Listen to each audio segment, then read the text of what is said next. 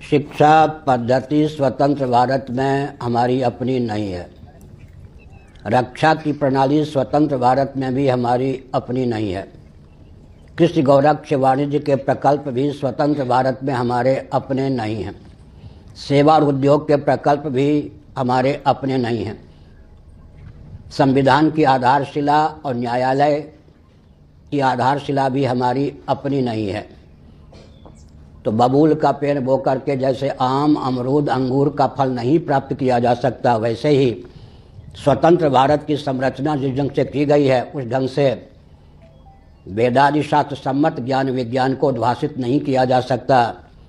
मैं किसी शिक्षा मंत्री पूर्व या वर्तमान का नाम नहीं लेना चाहता, मुझे अच्छी तरह पता है आयु में नेहरू जी ये सब मुझसे बहुत बड़े रहे होंगे और थे ही, लेकिन 58 वर्ष मुझे इस वेश में हो गए और बचपन से तब से लेकर अब तक जितने प्रधानमंत्री हुए हैं और हैं सब पर मेरी बहुत पैनी दृष्टि रही है। मैं अच्छी प्रकार से समझता हूँ, जानता हूँ कि भारत को सैद्धांतिक धरातल पर परतंत्र बनाए रखने के लिए वैदिक शिक्षा पद्धति से बिल्कुल सुदूर रखा गया है। मैं एक संकेत करता हूँ, पूरे विश्व में और विशेषकर भारत में जो शिक्षा पद्धति है शरीर को आत्मा मान करके है, जबकि वैदिक सिद्धांत और वैदिक शिक्षा पद्धति का सोपान देह के नाश से जीवात्मा का नाश नहीं होता, देह के भेद से जीवात्मा में भेद की प्राप्ति नहीं होती। इस सिद्धांत के आधार पर है। शिक्षा की आधारशिला ही हमारी दूषित है। मैं एक संकेत कर देता हूँ, बहुतों के लिए बहुत वरदान स्वरूप वो संकेत सिद्ध हो सकता है। मेकाले का नाम आपने सुना होगा। उनकी 5 कूटनीतियाँ थीं, उनमें 3 का केवल सांकेतिक वर्णन में करता हूँ। ABC अंग्रेजी में 3 C को आप सुन लीजिए। CCC, पहले C का अर्थ है क्लास एंड को एजुकेशन, दूसरे C का अर्थ है क्लब, तीसरे C का अर्थ है कोर्ट। क्लास उसी में शिक्षा पद्धति, क्लब और कोर्ट के माध्यम से भारत को विलुप्त कर दो।